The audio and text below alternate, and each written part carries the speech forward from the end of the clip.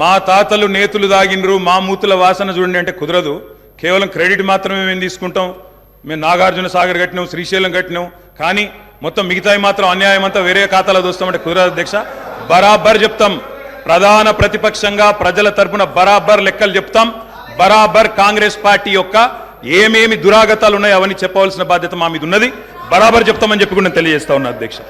అధ్యక్ష, పడావుబడ్డ భూములు, పాడుబడ్డ ఇండ్లు, ఆకలి కేకలు, ఆత్మహత్యలు, వలసలు, కరువులు, కర్ఫ్యూలు, ఎన్కౌంటర్లు, కరెంటు కోతలు, కటిక చీకెట్లు, నెర్రెలు బారిన నేలలు, నెత్తురు గారిన నేలలు. ఇదే కదా ఆనాటి మీ గొప్ప ఘనత వహించిన ప్రభుత్వంలో ఆనాడు మీరు చూపెట్టిన అద్భుతాలు ఇవే కదా అధ్యక్ష. ఒక్క మాటలో చెప్పాలంటే అధ్యక్ష, వీళ్ళ పాలనలో తాగునీటికి దిక్కులేదు, సాగునీటికి దిక్కులేదు, కరెంట్ అనేది అడ్రస్సే లేదు. ఇక ఇది వీళ్ళ పాలన అధ్యక్ష. 50 ఏళ్ళు పరిపాలించి అధ్యక్ష, ఇక్కడ కూర్చున్న సభ్యులు ఆలోచన చేయాలి అధ్యక్ష. రాజగోపాల్ రెడ్డి గారు చేస్తున్నారు.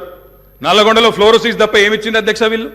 నల్లగొండలో ఫ్లోరోసిస్ తో 1,50,000 మంది నడుములు వంగరబోతుంటే మునుగోడు నియోజకవర్గంలో ఒక్కసారి నాకు ఒక కాంగ్రెస్ సభ్యుడు మాట్లాడిండు అధ్యక్ష.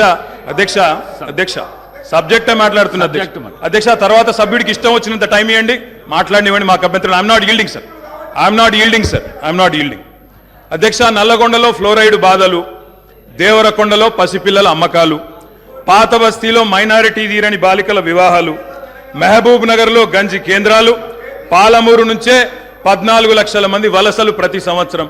అధ్యక్ష, ముఖ్యమంత్రి రేవంత్ రెడ్డి గారి సొంత నియోజకవర్గం కొడంగల్లో ప్రతిరోజు 2 బస్సులు అధ్యక్ష బొంబాయికి పోయేది. కొడంగల్లో, నారాయణపేటలో, మక్తల్లో ప్రతిరోజులు 2 బస్సులు. అదేవిధంగా అధ్యక్ష, ఆ బస్ స్టాండ్కు పోతే ఆ వలసలను చూసి సలసల కాగే కన్నీళ్లను గారుస్తూ ఆ భార్య పిల్లల ఏడుపులు. అదేవిధంగా 50 ఎకరాలున్న రైతైనా సరే అధ్యక్ష, తెలంగాణలో ఆనాడు కాంగ్రెస్ పరిపాలన ఎంత గొప్ప పరిపాలన అంటే అధ్యక్ష, మహబూబ్ నగర్లో 50 ఎకరాలు ఉన్న రైతైనా సరే గుంపు మేస్త్రిగా పనిచేసే దుస్థితి అధ్యక్ష. హైదరాబాద్కి వచ్చి కూలీ చేసుకునే దుస్థితి. ఇది వాస్తవం అధ్యక్ష, వారికి కూడా తెలుసు. ఒక్క మాటలో చెప్పాలి అంటే తప్పకుండా చెప్తాం, అన్ని చెప్తాం గౌరవ అధ్యక్ష. కేటీఆర్ గారు చెప్తా.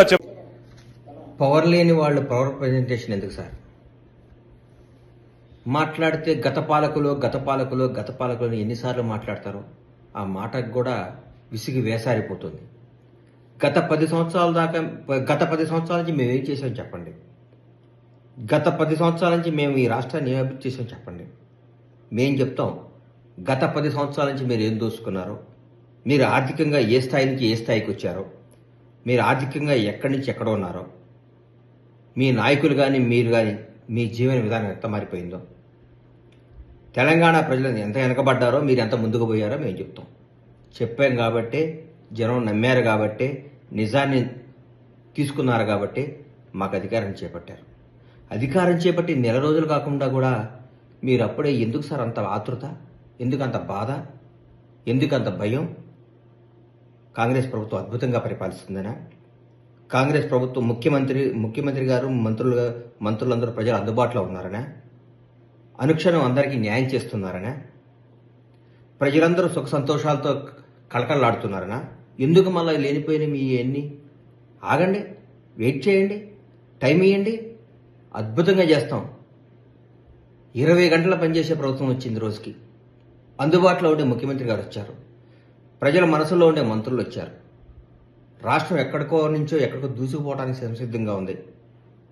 మాట్లాడితే గత పాలకులు బాగాలేదనో బాగుందనో, ఫస్ట్ టైం మీకు 61 సీట్లు, తర్వాత ఇస్తే మీరు దాని జనాన్ని గుంజుకొని పెంచుకున్నారు.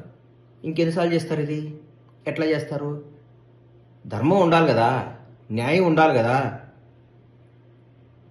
వచ్చి 4 రోజులు కాలేదు, తట్టుకోలేకపోతున్నారు, నిద్ర పట్టట్లేదు మీకు. ఎందుకు? ప్రజాస్వామ్యం గొప్ప సార్. మీరు బాగా చేయలేదు, మాకు అధికారం ఇచ్చారు, మళ్ళీ 5 ఏళ్ల తర్వాత మా తీర్పు చేసి మళ్ళీ మాకు ఇస్తారు. మళ్ళా ఒకవేళ ఇవాళ కూడా చెప్తున్నాం, మేము తప్పు చేస్తే జనం మమ్మల్ని శిక్షిస్తారు, కానీ ఆ పరిస్థితి రానియం మేము. ఆగండి, ఓపిక పట్టండి. నిద్ర పట్టట్లేదా? భయంగా ఉందా మేము చేసిన తప్పులు బయటకొస్తాయని?